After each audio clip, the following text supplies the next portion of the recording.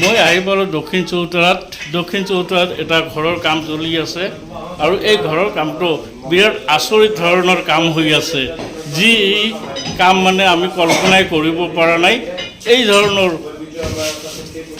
কাম কৰি আছে কামটো ইমান মানে জটিল কাম সহজ ভাৱত কৰি আছে আৰু এই কামটো হ'ল কি কোনোবা মানুহৰ ঘৰ যদি ভেটি যদি দাবি যায় বা মাটি কাটোতে যদি ঘৰৰ ভেটি আৰু চোতাল সমান হৈ যায় তেতিয়া তাক উঠাৰ কোনো বুদ্ধি নাই না ভাঙিলে উঠাব নোৱাৰি কিন্তু এই মিস্ত্ৰীবোৰ যে আহিছে এই মিস্ত্ৰীবোৰে কি কৰি আছে ভেটিটো সমানে ৰাখি তাৰ পৰা উঠাই আছে মানে নতুনকৈ ইট গাঁঠি মানে ঘৰটো ওখ কৰি আছে চলো আহে ভিডিঅ'টো আৰম্ভ কৰোঁ মিস্ত্ৰীবোৰে কেনেকৈ ঘৰৰ কাম কৰি আছে আগতে এই ঘৰৰ ভেটিটো আছিল চোতালৰ লগত এক সমান এতিয়া কাটি জেক দি উঠি আছে এতিয়া মোটামুটি 1.5 ফুট মান উঠাইছে মানে ঘৰৰ চাৰিওফালে সমানে কাটি লৈছে কাটি লৈ তাৰপিছত ইহঁতে জেক লগাই আছে জেক লগাই ঘৰটো উঠাই দিছে তে মিস্ত্ৰীবোৰ ইমান পাকত চাওক কি ধৰণে কামবোৰ কৰি আছে এই যে জেক লগাই কামবোৰ কৰি আছে সুন্দৰ কৰি ঘৰটো উঠাই আছে এই ঘৰৰ ভেটিটো আগত চোতালৰ লগত প্ৰায় একে সমান হৈ আছিল এজাক যদি বেছি বৰষুণ আহে বা বৰষুণ যদি অলপ বেছিকৈ হয় তেতিয়া কি হয় এই বৰষুণৰ পানী ঘৰৰ ভিতৰত সোমাই যায় এই কাৰণে এই মিস্ত্ৰীবোৰক আনি ঘৰটো ওখ কৰাৰ কাৰণে চিন্তা কৰা হৈছে ঘৰৰ ভেটিটো 3 ফুট মান ওখ কৰা হ'ব ঘৰৰ চাৰিওফালে এই ধৰণে ওৱাল ভাঙি এই জেকবোৰ লগোৱা হ'ব তাৰপিছত চাৰিওফালে সমান কৰি ভাঙি দি জেকবোৰেদি ঘৰটো দাঙি দিয়া হ'ব এই জেকবোৰৰ ওপৰতে ঘৰটো দাঙি ৰখা হ'ব কিমান ৰিক্সৰ কাম আৰু এই মানুহবোৰে কিমান ৰিক্স লৈ কাম কৰি আছে সব কেনেকৈ ভাঙি জেকবোৰ লগাই আছে এই যে ঘৰটোৰ চাৰিওফালে জেক লগাইছে এইবোৰেদি ৰড আৰু ইট কাটি আছে এইবোৰ কাটি জেকবোৰ লগাই সুন্দৰকৈ ঘৰটো মানে মাটিৰ পৰা ওপৰত তুলি নিছে তাৰপিছত লাহে ইহঁতে কি কৰিব জেক ঘূৰাই পেচ ঘূৰাই ঘৰটো দাঙি দিব জেক লগোৱা হৈ গ'ল এতিয়া ইহঁতে পোষ্টবোৰ ভাঙি ৰডবোৰ কাটি আছে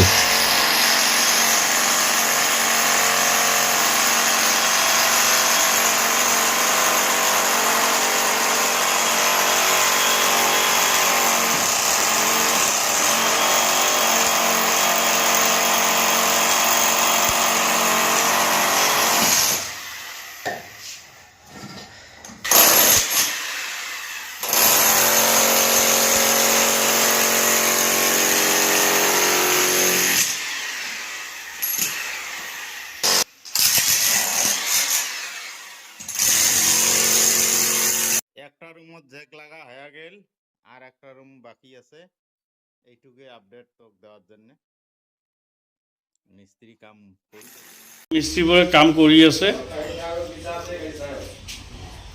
এই ঘৰটো মোটামুটি 3 ফুট মান হাইট হ'ব আগতে সমান আছিল ভেটি আৰু চোতালখন একে সমান হৈ আছিল এতিয়া 3 ফুট মান হাইট কৰাৰ কাৰণে এই মিস্ত্ৰীবোৰক আনিছে মিস্ত্ৰীবোৰৰ ঘৰ বিহাৰত হয় বিহাৰৰ পৰা আহি আমাৰ অসমৰ দক্ষিণ চৌতাৰাত কাম কৰি আছে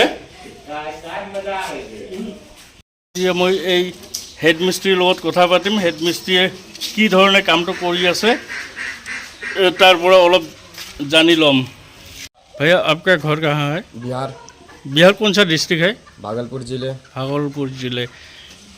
ये काम आप कब से कर रहा है? ये मान लीजिए 5 साल से हम कर रहे हैं, इससे पहले बहुत 20 साल से काम चल रहा है। 20 साल से काम चल रहा है ना। ये घर मरम्मत होने के बाद कोई दिक्कत नहीं होगा? नहीं, कोई दिक्कत नहीं। नीचे में लिंटर होगा? हाँ, हो जाएगा। लिंटर जब डलवाना चाहता है वो भी हो जाएगा। ये मालिक का मर्जी है? हाँ, मालिक का मर्जी है। लगभग कितना दिन लगेगा ये घर कंप्लीट होने के लिए? ये अभी घर कंप्लीट करने के लिए 5 से 7 दिन। 5 से 7 दिन। कितना आदमी काम कर रहा है? अभी 5 आदमी काम कर रहे हैं। 5 आदमी। आपका गुरु कौन है? गुरु राणा मनोज। राणा मनोज। उसके घर कहाँ? उसका पड़ता है हरियाणा। हरियाणा। आपका तो ये काम कंप्लीट होगा ना? हाँ, होगा। हाँ। गुरु का कोई अभी ज़रूरत नहीं? नहीं, ज़रूरत नहीं। हाँ, ठीक है। आपका नाम क्या? राजा कुमार। राजा कुमार, भागलपुर डिस्ट्रिक्ट। आपका आपका कॉन्टैक्ट नंबर है ना? हाँ, कॉन्टैक्ट नंबर डाल दीजिए, मैं ये वीडियो में आपका कॉन्टैक्ट नंबर डाल दूँगा। कोई किसी का ज़रूरत है तो आपके साथ डायरेक्ट कॉन्टैक्ट होगा।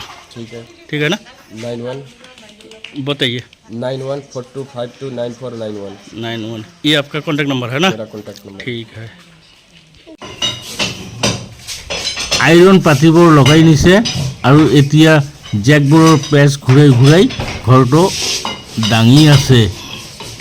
কিমান সহজত ঘৰটো দাঙি আছে চাওক। লাহেকৈ ঘূৰাই দিছে আৰু ঘৰটো উঠি আছে।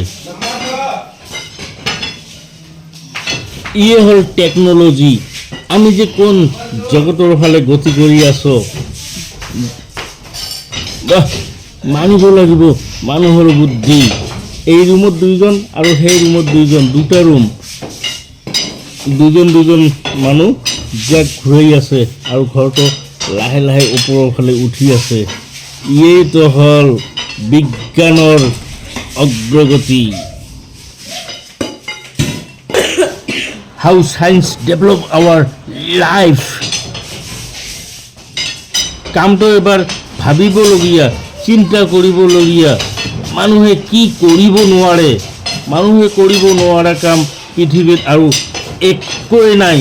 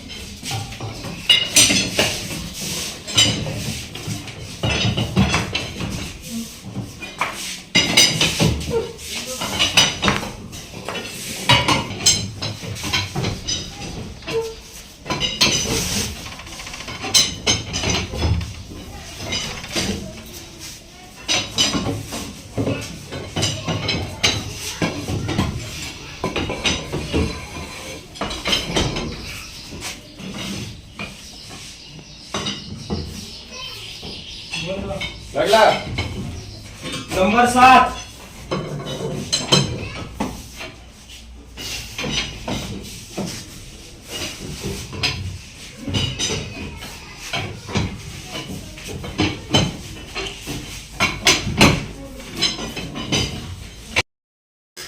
জেক লগাই লগাই কি ধৰণৰ কামবোৰ কৰি আছে।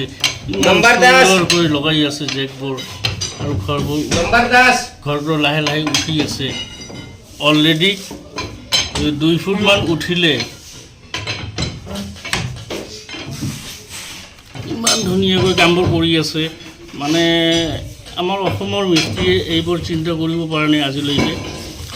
হয়তো এই ঘৰটো বা এই ভিডিঅ'বোৰ চোৱাৰ পিছত তেওঁলোকে হয়তো চিন্তা কৰিব। কিন্তু হেড মিস্ত্ৰীৰ পৰা জনা হিচাপত 20 বছৰ আগৰ পৰাই এই কামবোৰ চলি আছিল হাৰিয়ানাত। পাঞ্জাৱ হাৰিয়ানাত তেওঁ কাম শিকিছে। এতিয়া মানে সুন্দৰকৈ নিজে কাম কৰিব পৰা হৈ গৈছে। লাগিলা এই ঘৰটো উঠাব, এই ঘৰটো উঠাই আছে। আগতে এই লেভেল সমান হৈ আছিল, চোতালৰ লগত সমান হৈ আছিল।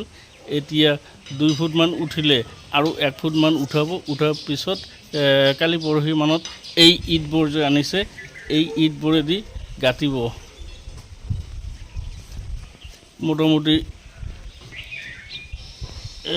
2-2.5 হাজাৰমান ইট লাগিব আৰু ঘৰটো যেতিয়া হাইট হ'ব 2.5 ফুটমান বা 3 ফুটমান হাইট হ'ব তেতিয়া দেখাটো ধুনীয়া লাগিব।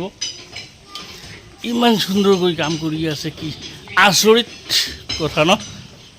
জেক লগাই ঘৰ এটা উঠাই আছে আৰু এই ঘৰটো নাভাঙাকৈ যে আৰু তলত গাঁঠিব পাৰি, এইটো আৰু কি কল্পনা কৰিব পাৰি নেকি।